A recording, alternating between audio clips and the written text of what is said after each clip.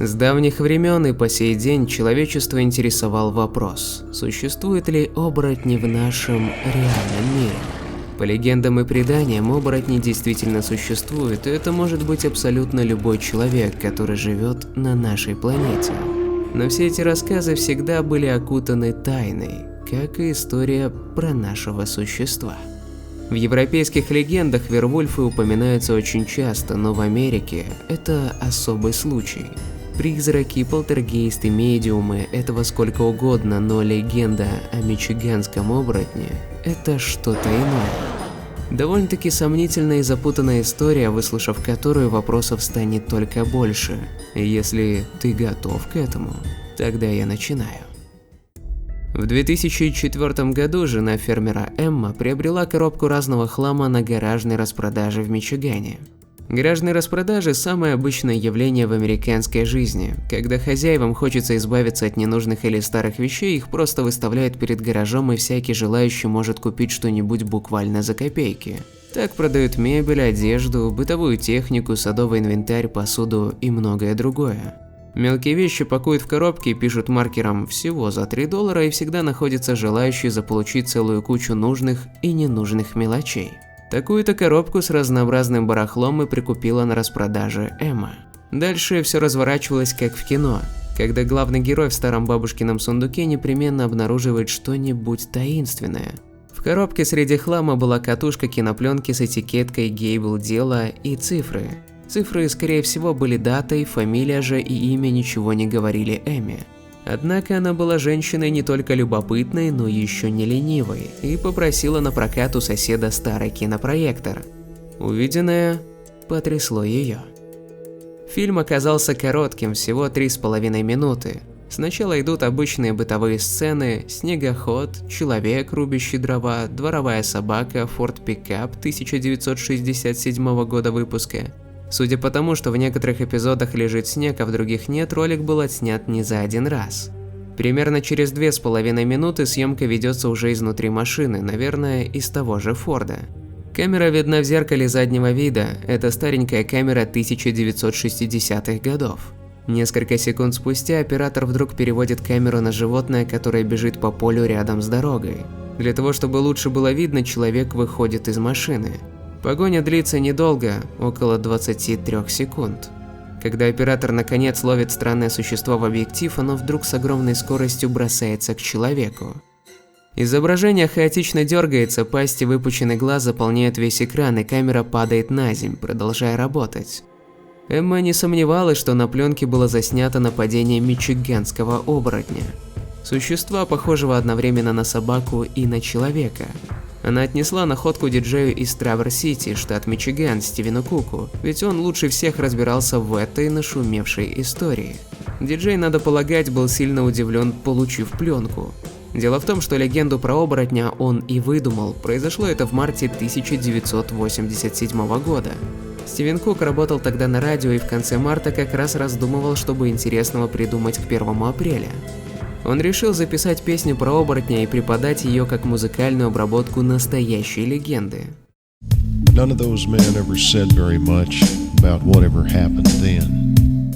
1 апреля жутковатая песня «Легенда» вышла в эфир, но работники радиостанции не ожидали того, что произойдет потом. В редакцию посыпались звонки от людей, которые рассказывали, что они слышали про это существо и даже видели его своими глазами. С тех пор на радиостанции стало традицией каждый год 1 апреля пускать в эфир эту композицию. Стивен, лучше всех знавших, чего стоят эти слухи, сразу подумал, что фильм поддельный. Даже дата на коробке наводила на подозрение. В песне говорилось, что монстр является в годы, кончавшиеся на 7. Но бывший начальник лаборатории Кодека Терри Прессман подтвердил, что зернистость выцветания киноленты соответствует 1970 годам. Животное на пленке вышло очень расплывчато, но специалисты сразу определили, что это не медведь и не рысь, единственные опасные хищники в тех местах. Биолог Карл Маккей подтвердил, медведи быстро бегают, но ни один из них не может преодолеть такое расстояние менее чем за 10 секунд. При увеличении самых четких кадров животным стало видно, что оно движется как горилла, выбрасывая передние лапы вперед и подтягивая к ним задние. Несмотря на это, Кук не был готов признать подлинность фильма. В фильме имелись моменты, которые было трудно объяснить.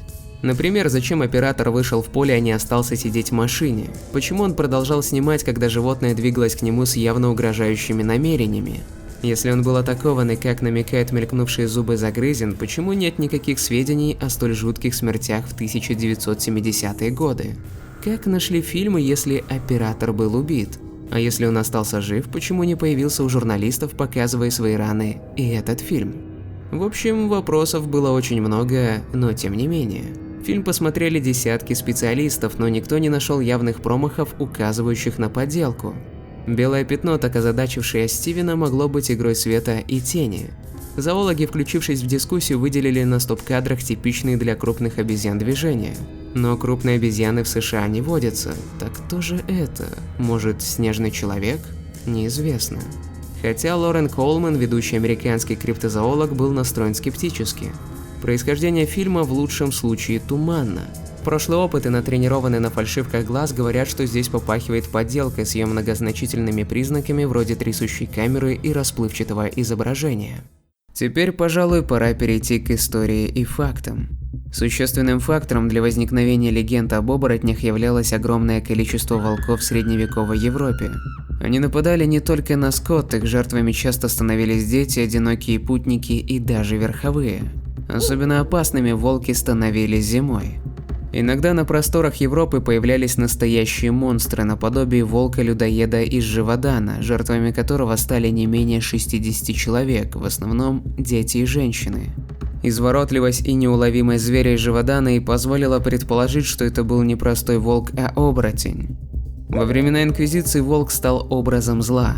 Процессы над оборотнями случались почти так же часто, как и процессы над ведьмами.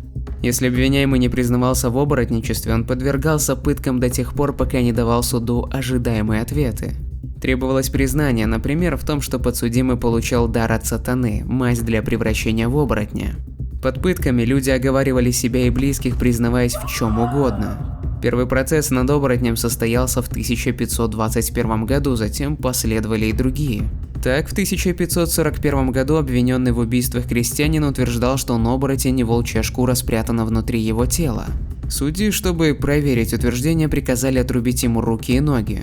Улики не были найдены, и крестьянину был вынесен оправдательный приговор, но он скончался от потери крови. Только во Франции в период между 1520 и 1630 годами инквизицией выявлено более 30 тысяч оборотней. Большинство из них было казнено. Люди нисколько не сомневались в реальности существования оборотней. Достаточно было волку загрызть ребенка или корову, как разгневанные крестьяне обычно всегда находили виновного в оборотничестве. Чаще всего это был человек, который выделялся какими-то внешними данными. Заостренные уши, какие-нибудь странности с зубами, слишком волосатые руки, сросшиеся на переносице брови или кривые ноги. Или отличался своим поведением, или это были психически больные люди. В 1754 году как оборотни были заживо сожжены супруги Гарнье. Изучение этого дела историкам показало, что главный обвиняемый Жиль Гарнье, скорее всего, был душевно больным людоедом. В той же Франции уже в 18 веке перед судом предстала женщина, которую крестьяне обвиняли в том, что она превращается в волка и нападает на людей и домашний скот. Обвиняемая обещала суду продемонстрировать некий колдовской процесс, с помощью которого может обернуться волком. Женщина под конвоем отправилась в свою хижину и принесла оттуда миску с дурно пахнущей мазью, натерлась ею и впала на несколько часов в бессознательное состояние. Конечно, у нее не выросли клыки и не появилась шерсть, тем не менее, очнувшись, она заявила, что побывала волком и даже умудрилась загрызть на окраине родной деревни корову и овцу. Несчастного обвиненного в оборотничестве подвергали жестоким пыткам, особенно если он упорствовал в своей невиновности. Пытки заставляли жертву сознаваться в самых немыслимых грехах. Например, бытовало мнение, что оборотень, превращаясь в волка, просто выворачивает свою кожу наизнанку. Поэтому особо пристрастные охотники на оборотней сдирали с человека кожу, пытаясь обнаружить под ней волчью шерсть. Я думаю, не стоит говорить о том, что под кожей они так ничего и не нашли. Более подробно про оборотней я рассказывал в этом ролике после долгого простоя на канале. Но это еще не все. Напоследок, мой дорогой зритель, я тебе покажу небольшой отрывок из ролика, где удалось заснять мичиганского оборотня. Так близко, как не удавалось никому.